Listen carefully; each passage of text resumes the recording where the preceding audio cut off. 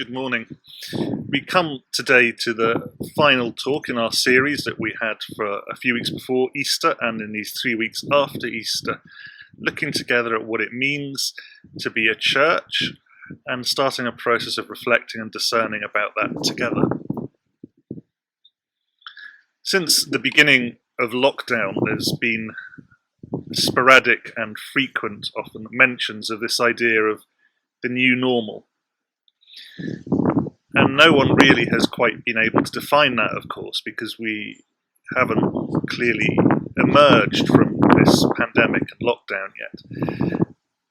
But alongside that idea of the new normal, one of the ideas that was doing the rounds, that you may have seen on social media, for instance, went something like this. When we talk about the new normal, it would be good for us to think about just what of the normal we want to return to. What do we want from before the pandemic to keep and to hold on to again in a post-lockdown world? And what needs to be reshaped or left behind? What do we want to return to? We, as a church, thought about that together quite early in lockdown as we took that series from Abraham and God's call to Abraham to go to a promised land which he had never seen. And I guess this discernment together about what it means to be a church is part of this process as well. What do we want to return to, and what needs to be reshaped and looked at again? There's no agenda there in saying we know what that looks like, but given all the upheaval, none of which could have been planned for or predicted over the last year or so, it's a really helpful set of questions to be asking ourselves as we move into this new phase together. And as such, as we finish this series, it's good that we finish by looking together briefly about what it means to be a community of and shaped by the cross of Christ. Perhaps the defining aspect of what it means to be a Christian. There are 3 central little texts from the New Testament that we're focusing on, and then there'll be another one that I also throw in from the New Testament in a couple of minutes, from 1 John 1 verses 8 and 9. If we claim to be without sin, we deceive ourselves and the truth is not in us. But if we confess our sins, he is faithful and just and will forgive us our sins and purify us from all unrighteousness. From 2 Corinthians 12, 9 to 10. But he said to me, my grace is sufficient for you. For my power is made perfect in weakness. Therefore I will boast all the more gladly about my weakness, so that Christ's power may rest on me. That is why, for Christ's sake, I delight in weakness, in insults, in hardships, in persecutions, in difficulties. For when I am weak, then I am strong. And John's Gospel, chapter 1, verses 12 and 13.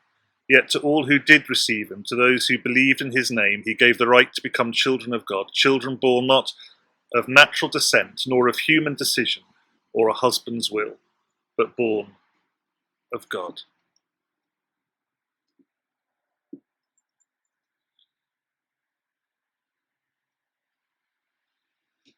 As I've been reflecting on this over the past week or so, well, I suppose in reality much longer, given everything that we've been experiencing together, it seemed to me that there are perhaps things that we need to think about nailing to the cross with Christ. As Christians, when we take that decision to turn our lives around and follow Jesus, to be disciples of him, we are crucified with him. We die with him. That's a symbolism of baptism, being lowered into the waters of baptism, dying with Christ, and being raised back to life again, resurrection life. Discipleship of following Jesus means a death to one way of living, which we define ourselves, and being raised to a new way of living, which Jesus defines for us and with us. In addition to that reorientation of our life, when we choose to live Jesus' way, there are the continued and constant deaths and resurrections as we allow things to die and so see God's resurrection power through them. And I was thinking of three different aspects, perhaps, of things that we might need to nail to the cross as individuals or as a church community. And some of them, many of them I've alluded to in recent weeks. The first thing we might need to nail to the cross is pride in what I show to others. This idea of having it all together, being self-sufficient, having everything that we need and not really struggling.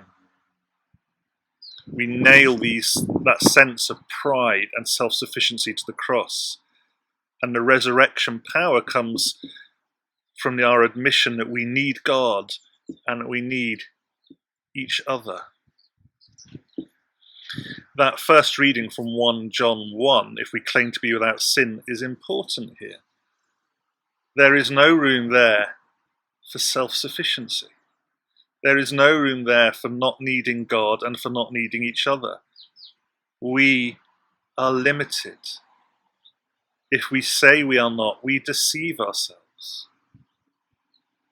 But if we have the humility and the courage to confess our sins, to nail our pride and self-sufficiency to the cross, then God is faithful, He is just, He will forgive us that self-sufficiency, He will purify us, and in His resurrection power, we will see something different happen.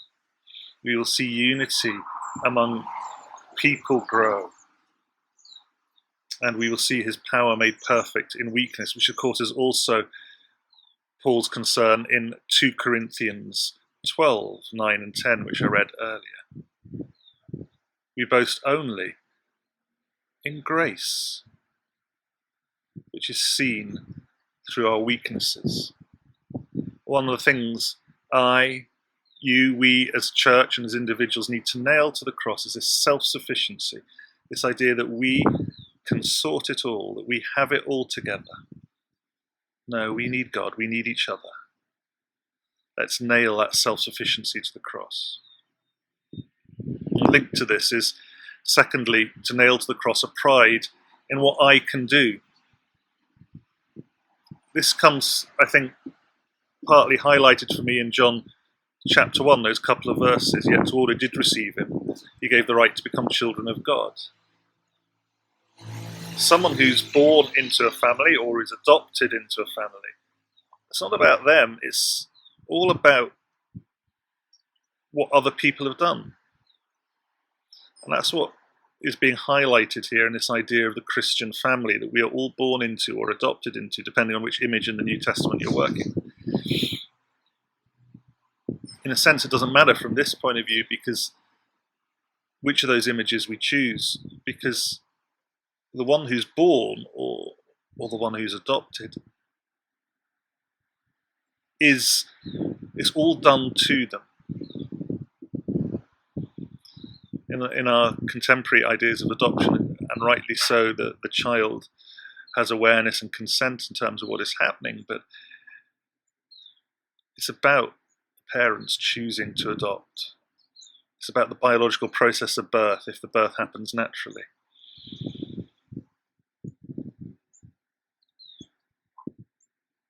There is no room for boasting as children of God. We haven't done anything to become children of God. It's all about God's will, God's work, God's action, God's processes. So we can nail to the cross anything that we think is our achievement. Our achievement in being St. Peter's, our achievement in our history of church attendance and involvement, our achievement in terms of our history of giving financially or in terms of time and gifts, our achievement in terms of ministry, our achievement in terms of anything in our family or our reputation or our work or whatever it is, that needs to be nailed to the cross. Because the most important thing about us, our birth into God's family, is all about God and is all done and achieved by him. And thirdly and finally, a thing to nail to the cross is pride in what's gone before. That's very tempting, isn't it? It worked so well, whatever it used to be.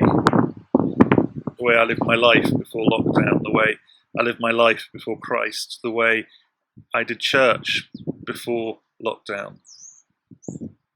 It worked so well, but maybe lockdown has revealed to me that I need to be more vulnerable. Maybe lockdown has revealed to me that church needs to, and my faith needs to be reshaped and relooked at.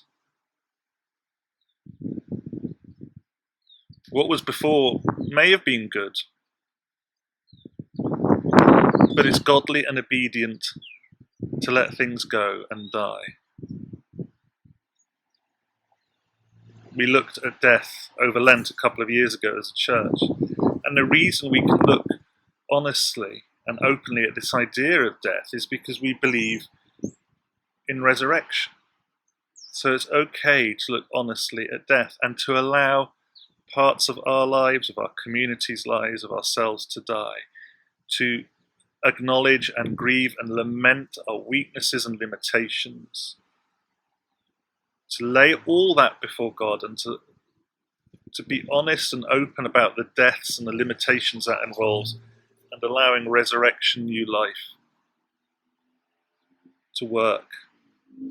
Because what's ahead is better and different and of a different order.